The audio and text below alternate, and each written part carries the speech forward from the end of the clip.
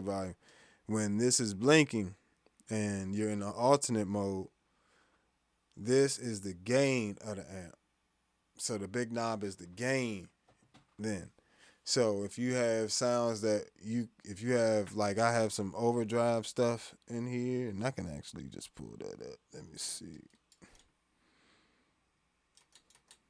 Like this one, I think is. Let me see. Oh,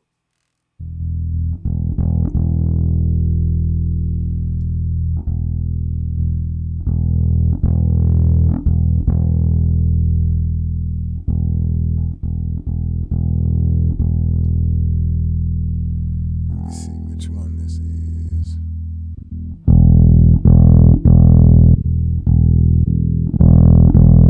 So we'll take this. This is the HDT SVT.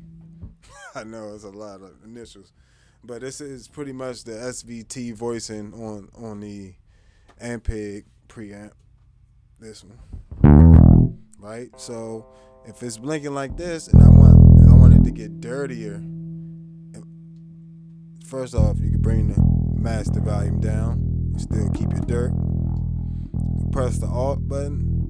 Now you get, that's exactly what that sounds like on there. Watch this, right?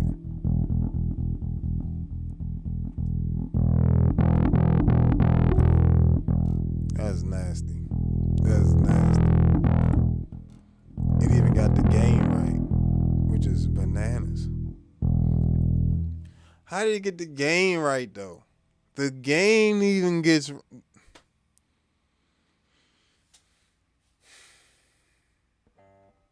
I love this little jank.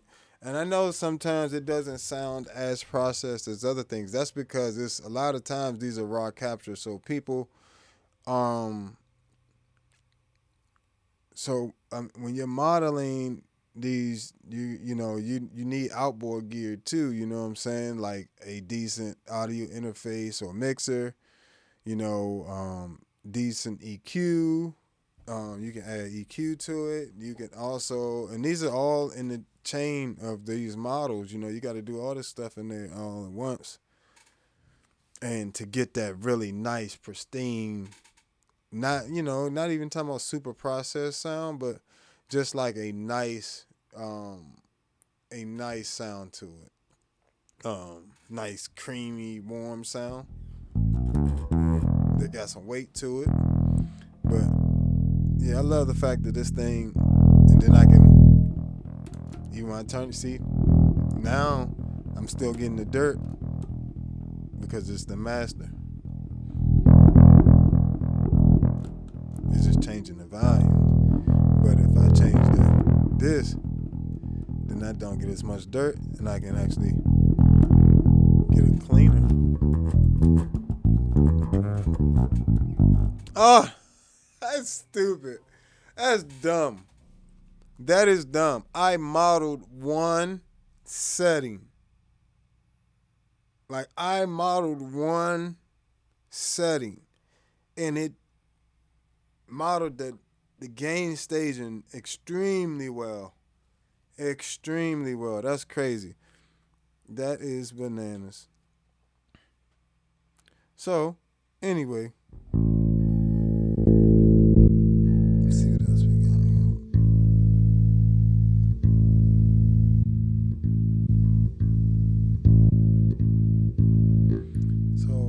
Take this Aguilar here, and this is the Aguilar.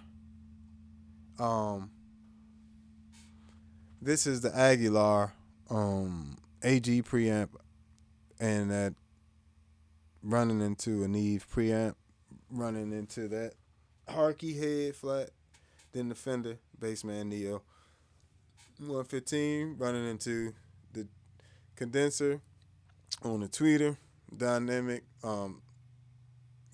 Kick mic on the speaker, and all that running into the audio interface to create this.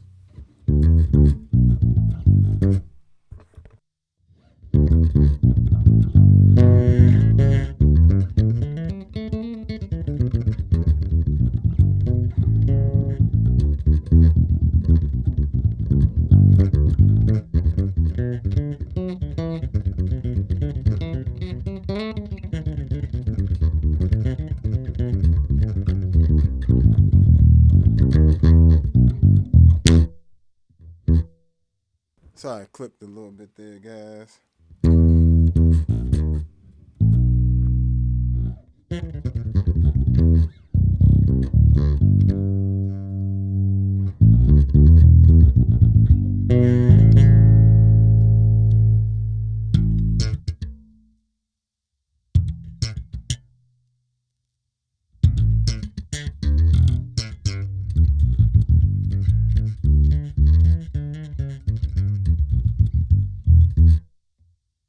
So you can scoop it. You'll be able to do whatever. You got EQ on there, but it gives you a separate channel, and these are kind of like little multi effects units. So, you know, you can have use that as a 3 channel switcher and have different sounds on here too. You know, distortion and all that stuff. All those signal chain tone models running through this one, the Tonex One. This because this is pretty much how I'm using this setup.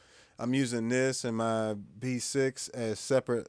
Um, like I'm using them together, but I'm using them as like separate signal chains in here, and then I'm using the B6 to mix the two, pretty much. So here is what's coming through the B6. Big body tone. Ugh.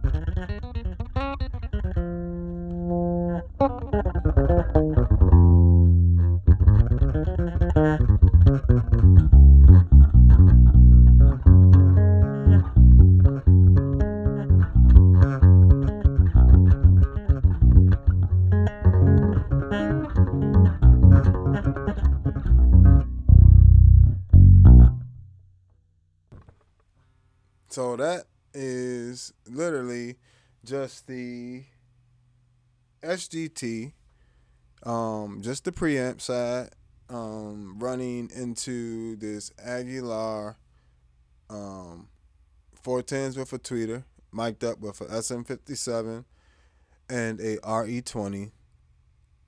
Um, and here are the settings for it.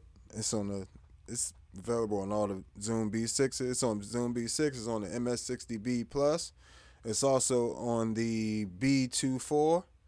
So this and this, the rest of these, all of these effects are available on all of those units. So you'll be able to pull this off, except for the effects unit side of the stuff. The effects loop. The MS60B doesn't have the same effects loop. Doesn't have an effects loop at all, actually. But the I'm not sure if the B24 does either. But either way, you have these IRs. You have this IR available on and this limiter, which is limiter 76, and the pre 1073.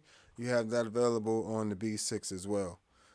So what's interesting is